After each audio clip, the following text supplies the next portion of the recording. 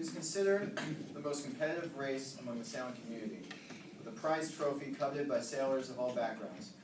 Of course, I'm talking about the America's Cup, a race that determines skill and courage, and challenges even the greatest sailors 33 times in its history. Fortunately, it continues to be held to this day.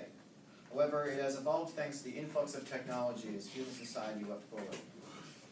To understand the America's Cup, we have to go back to when sailing was first considered a sport. Go to the bottom. Izzy, jump up. Thank you. Right. Sailing was first considered a sport back in Holland in the 17th century.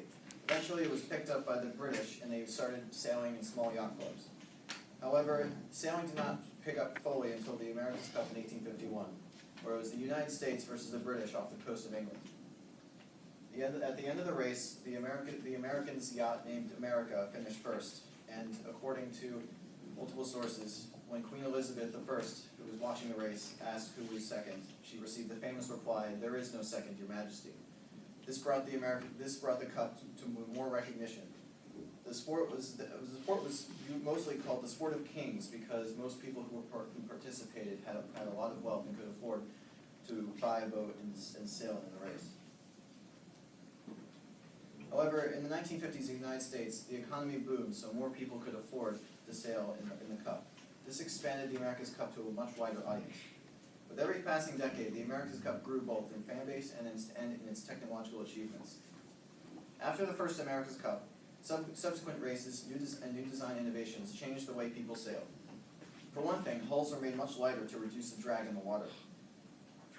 The sails that once were made of cotton were then made with synthetic fibers to make them more durable. Wood eventually became obsolete, so the hulls were now made of aluminum and steel, which were much cheaper to build, so much cheaper to produce. All this technology changed the way the sport was played. However, something that now in the 21st century, the America's Cup has taken on a new form, and where technology is a core part of the race. This is especially true during the America's Cup back in 2013. During this race, the hulls were a lot lighter because they were made of aluminum with carbon fiber, and the boats were able to go up to speeds of up to 50 miles an hour. They also had massive sails, which were up to 12 stories tall, and were shaped more like airplane wings with the ability to change its shape based on the wind conditions. The boats could also go so fast that they could lift out of the water, and this reduced the drag even more, which made them go even faster. The boats were also, instead of having only one hull, they had two, and this also is a more hydrodynamic design. The race was also more media friendly. In the olden days, the races were held out in open water, but in 2013, the race had sponsors, and it was held right in the San Francisco Bay. However, some people think that this technology has disgraced the oldest international sailing competition.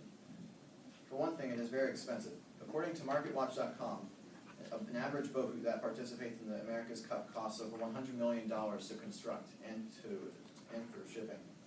There are also only 4 teams participating in the America's Cup, all of whom run by billionaires who could definitely afford to partake.